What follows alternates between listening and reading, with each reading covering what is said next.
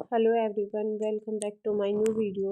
तो जैसा कि आप लोगों ने मेरी पिछली वीडियो में देखा, मैं ससुराल आ गई थी।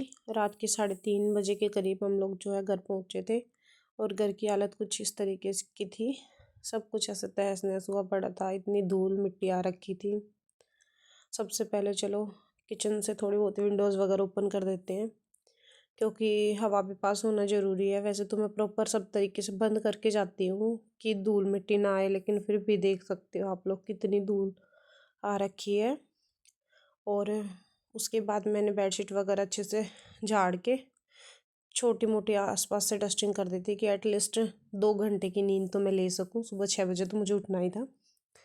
तो बस अब मैं थोड़ी देर रेस्ट करूँगी। आप लोगों को थोड़ा सा बाहर से भी दिखा देती हूँ। ऐसा कुछ हो रखा है बाहर से। बाहर छत खुली रहती है तो बंदर वंदर आते रहते हैं, और पता नहीं कैसे गलती से मैं ये कुछ बर्तन बाहर रख के चली गई और बंदरों ने वो तबाही उठाई है जो नहीं होती। बाथरूम की कुंडी तक वो खुद खोल लेते हैं। बाथरूम भी पूरा गंदा हुआ पड़ा है। कोई एक कोना घर का ऐसा नहीं है जहाँ मुझे सफाई ना करनी पड़े। पूरा घर मुझे अच्छे से क्लीन करना पड़ेगा। अभी तो रात है तो अब मैं लग नहीं सकती। मन तो कर रहा है कि अभी लग जाऊं, लेकिन कर नहीं सकती। थोड़ा रेस्ट भी ज़रूरी है क्योंकि इतना लंबा सफ़र करके आई हूँ। तो अभी फ़िलहाल मैं थोड़ी देर रेस्ट करूँगी। और बच्चों को देखो, इनको तो ये ऐसा है कि सुबह हो गई है। बोल भी रहे थे मम्मा हम लोग खेल लेते हैं, आप कर लो झाड़ू पोछा। भाई मुझ में इतनी हिम्मत नहीं है कि मैं सुबह उठते ही लग जाऊँ। अभी सफ़र करके आई हूँ, अब लगूँ सुबह देखूँगी। अब तो जैसा है हर जगह देखो कितनी ज़्यादा धूल हो रखी है। दिमाग ऐसे चक्कर खा रहा था सुबह। मैं कहाँ से शुरुआत करूँगी, क्या करूँगी। चलो थोड़ी देर रेस्ट कर लेते हैं, उसके बाद मिलते हैं आपको सुबह। Good morning. सुबह हो चुकी है और ये देख लीजिए गांव की सुबह। गांव की बात ही अलग होती है। चिड़ियाँ ची ची करती हैं और ठंडी ठंडी हवा चलती है। और छत की मेरी हालत आप लोगों ने रात को देखी थी। अब मैं सोच रही हूँ कहाँ से स्टार्ट करूँ मैं छत को क्लीन करना। उसके बाद मैंने सोचा सबसे पहले मैं छत को झाड़ू लगा देती हूँ, जिससे कम से कम इतना हो जाएगा कि पैर रखने की जगह हो जाएगी। और छत साफ़ हो जाती है तो उससे जो धूल मिट्टी के पैर है वो भी अंदर नहीं जाएंगे, तो अंदर से भी थोड़ा कम गंदा होगा। वैसे तो गंदा हुआ ही पड़ा है, लेकिन फिर भी थोड़ा बहुत फ़र्क हो जाएगा। छत साफ़ हो जाएगी तो इतना दिखेगा हाँ भाई कुछ तो हिस्सा तो घर का साफ़ हो चुका है। तो बस इसलिए सबसे पहले मैं छत पे लगी। बाथरूम वाथरूम से अभी सूखा था तो अच्छे से झाड़ू निकल गया, क्योंकि एक बार अगर गीला हो जाएगा तो गीला होने के बाद तो सफाई का कोई चांस बनता ही नहीं है। ऐसे हर जगह मिट्टी चिपक जाएगी। डायरेक्ट ऐसे वॉश भी नहीं कर सकते, पहले झाड़ू भी लगाना ज़रूरी है, क्योंकि काफ़ी धूल मिट्टी हो रखी है। डायरेक्ट वॉश से पानी से नहीं जाने वाली थी, तो सबसे पहले इसीलिए मैंने सब झाड़ू लगाया। दूसरा ये भी था, हमारा जो पानी वाली सप्लाई है वो भी आने वाली थी। उसके आने से पहले भी मुझे छत को क्लीन करना था। तो सारी छत को मैंने अच्छे से क्लीन कर दिया। और कचरे को मैं जो तसला मेरा गंदा हुआ पड़ा मुझे बाद में वॉश तो उसे करना ही है, तो उसी में डाल दूँगी। क्योंकि यहाँ कचरे वाले नहीं आते हैं, सिर पे कचरा रख के वो डालने जाना होता है, तो उसको मैं डाल के आऊँगी बाद में जब मेरा पूरा काम अच्छे से निपट जाएगा। सारा कचरा मैंने इस तसले में डाल दिया। हमारे यहाँ तो इसे तसला ही बोलते हैं। वैसे इसे आप सिल्वर का टब भी बोल सकते हो, लेकिन हमारे यहाँ इसे तसला ही बोलते हैं। और उसके बाद सारा कचरा मैंने अच्छे से इसमें डाल दिया। अब मुझे ऊपर भी जाना था, चेक करना था कि टंकी की हालत कैसी है। और ये देख लीजिए मेरी टंकी की हालत।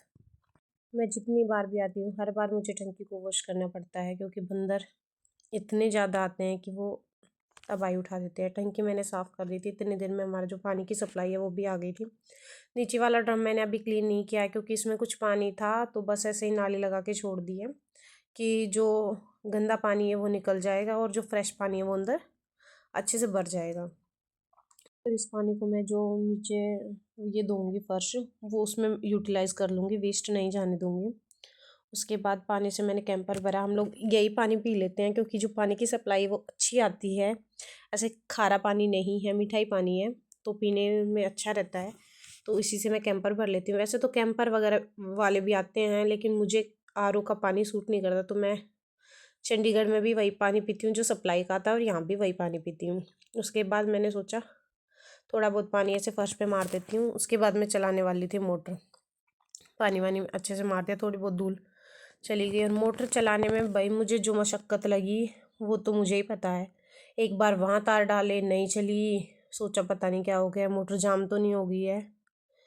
इतना मेरे में दिमाग नहीं था कि मैं चेक कर लूँ। मैंने बार बार मोटर को हिला के भी देखा, उसको हाथ से भी किया, लेकिन बाद में मुझे पता चला जब मैंने इन्वर्टर में लगा के देखा कि हमारे घर में तो लाइट का जो कनेक्शन है वो ही नहीं आ रखा। वैसे तो मैंने देख लिया था, मैंने सोचा कि इन्वर्टर से फ्यूज़ वगैरह उड़ गया होगा, लेकिन बाद में पता चला कि जो मेन लाइट की सप्लाई जहाँ से होती है वहीं से हमारे जो वायर्स हैं वो थोड़े टूटे फूटे थे। हमने उसको बाद में तो इलेक्ट्रिशियन बुला के ठीक करा लिया था, लेकिन अभी तो हाल फिलहाल मैं सोच रही थी कैसे पानी भरा जाएगा ऊपर। फाइनली मैंने मेरे नेबर के घर जाके एक्सटेंशन बोर्ड लिया और पानी भर लिया। मेरी ऊपर टंकी अच्छे से फिल हो चुकी थी। अब बारी थी यहाँ से नाले वाली को एक साइड करने की, तो जो पाइप है मैं उसको गेट में ही हैंग कर देती हूँ, ताकि अगले दिन मुझे सुबह अगर बाई चांस मेरी आँख ना खुले तो पानी की आवाज़ से मैं उठ जाऊँ और मुझे पता चल जाए हाँ भाई पानी आ गया है। क्योंकि सीधा प्रेशर से पानी आता है तो वो नीचे गिरेगा तो उसकी आवाज़ से मुझे पता चल जाएगा कि पानी जो है वो आ गया है। नीचे से मैंने मोटर वोटर अच्छे से वापस से ढक दी थी। अब मैं चल पड़ी अपना ऊपर। ऊपर मैं सबसे पहले ऊपर की सफाई करने वाली थी तो झाड़ू लिया और ऊपर चली गई। जितनी देर में पानी भर रहा था उतनी देर में मैंने अंदर से अच्छे से झाड़ू लगा दिया था प्रॉपरली, सब जगह से झाड़ वाड़ के। बेड मैंने रात को ही झाड़ा था तो हस्बैंड और बच्चे सो रहे थे। उसके बाद ऊपर से सीढ़ियाँ भी मैंने झाड़ दी थी। अब बारी थी अपना इसको अच्छे से साफ़ करने की। मैं इसको वॉश करूँगी। कुछ पानी तो छत से जो है टंकी फिर भर जाती है तो वो पानी नीचे आता है, और उसके बाद बरंडे से थोड़ा बहुत झाड़ू निकाला और लग गई धोने में। तब तक धूप भी अच्छे से आ गई थी तो मैंने ब्लैंकेट वगैरह को भी धूप में रख दिया, क्योंकि अंदर जो बेड में पड़े पड़े उनमें भी स्मेल हो जाती है और सीलन की स्मेल आती है, और बंद घर में तो आप लोगों को पता ही है स्मेल हो जाती, तो इससे धूप में अच्छे से ये इनकी स्मेल गायब हो जाएगी। उसके बाद मैंने सबसे पहले छत को धोना शुरू किया। अंदर से झाड़ू लगा दिया था, बस अब मेरा धोना बाकी था।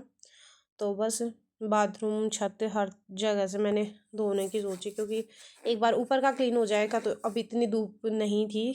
करीबन 10 सवा 10 का टाइम था और आज मौसम भी थोड़ा ठीक था, तो आसानी से मेरा ऊपर का काम हो जाए। तो नीचे का तो मैं करती रहूँगी, क्योंकि भाई धूप में काम करना तो आजकल गर्मी बढ़ती जा रही है, मुश्किल हो पाता है। तो उसके बाद मैंने बाथरूम को अच्छे से क्लीन किया। बाथरूम की टाइल्स वगैरह जिनकी वजह से दीवारों पे जो है वो पुट्टी है वो इतनी ज़्यादा निकलती है, इतनी ज़्यादा निकलती है, उसकी वजह से ही घर ज़्यादा गंदा होता है। तो मैंने उसको भी जितना हो सका उसको अच्छे से रिमूव कर दिया और बाथरूम की टाइल्स वगैरह साफ़ कर दी। एक बार बाथरूम में अच्छे से मैं झाड़ू और लगा दूँगी, जिससे जो है वो मेरा बाथरूम अच्छे से क्लीन हो जाएगा। काई वाई तो वैसे जमती नहीं है, क्योंकि गीले का तो काम है नहीं, बस धूल मिट्टी होती है और जो सीलन से सीमेंट गिरती है वो होती है। ज़्यादा टाइम तो नहीं बोल सकते कि बहुत ही ज़्यादा लगता है, लेकिन इतना भी नहीं बोल सकते कि बहुत जल्दी हो जाता है। फाइनली मैंने बाथरूम को अच्छे से क्लीन कर दिया था, हर जगह अच्छे से साफ़ कर दी थी। ये देखिए यहाँ से बहुत ज़्यादा सीलन जो है गिरती रहती है, वो मैंने सब अच्छे से अभी फ़िलहाल रिमूव कर दिए, बाद में देखेंगे।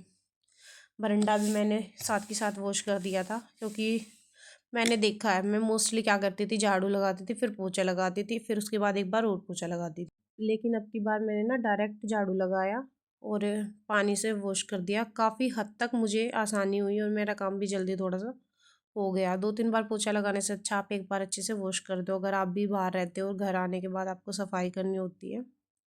उसके बाद बारी थी फ्रिज को साफ़ करने की। हम लोग फ्रिज को ऑन करके नहीं छोड़ के जाते हैं, जब आते हैं तभी ऑन करते हैं, क्योंकि जो फ्रिज है वो काफ़ी पुराना है और काफ़ी हैवी क्वालिटी में ये जो है इलेक्ट्रिसिटी कंज्यूम करता है। तो इस चक्कर में हम लोग इसको ऑन नहीं छोड़ के जाते, जब आते हैं तभी एक बार अच्छे से क्लीन कर लेते हैं और फिर उसको चालू करके जाते हैं। और दूसरा ये साउंड भी बहुत हैवी करता है, जैसे हैवी सी कोई मोटर चलती है ना उस तरीके की साउंड निकालता है ये, क्योंकि काफ़ी पुराना है, मेरी सास के टाइम का है, कम से कम 25 से 30 साल पुराना जो है ये फ्रिज है। फ्रिज को साफ़ करने के बाद अब मैं लग गई थी किचन की विंडोज़ को क्लीन करने में, क्योंकि किचन भी एक बार क्लीन हो जाए तो खाना वाना बनाने की जो है वो हो जाएगी मदद।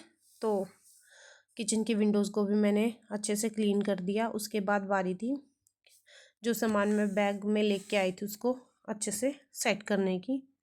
इसमें दूध था जो रात को बच गया था, हम लोग जैसा कि आप लोगों को पता है हम रात को ही निकल लिए थे, तो दूध जो बचा था वो मैं बोतल में भर के ले आई थी और वो अब यूज़ हो जाएगा, वहाँ पड़े पड़े क्या ही काम आता। तो जितना भी सामान मैं लेके आई थी सब मैंने अच्छे से एक बार बैग को खाली कर दिया। फाइनली मेरी किचन पूरी क्लीन हो चुकी थी और ये पता नहीं किस चीज़ का स्टेन लगा है, उतर ही नहीं रहा था। स्लैब को मैंने क्लीन कर दिया था, जो टिफ़िन था इशू का, मैं उसमें कुछ स्नैक्स वगैरह लेके आई थी वो भी मैंने रख दिए हैं। गैस को अच्छे से क्लीन कर दिया है, ऊपर वाले काउंटर टॉप को भी कर दिया है, साथ के साथ में जो बर्तनों पे धूल मिट्टी लगी थी उनको क्लीन कर दिया है। मोस्टली मैं बर्तनों को उल्टे करके रख के जाती हूँ जिससे उनके अंदर धूल ना घुसे, बस ऊपर से गंदे हो वो कपड़े से साफ़ हो जाए।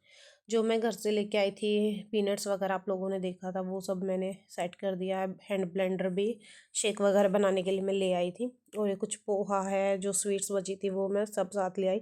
फाइनली मेरा किचन अच्छे से क्लीन हो चुका था। उसके बाद बारी थी बेडरूम को अच्छे से क्लीन करने की।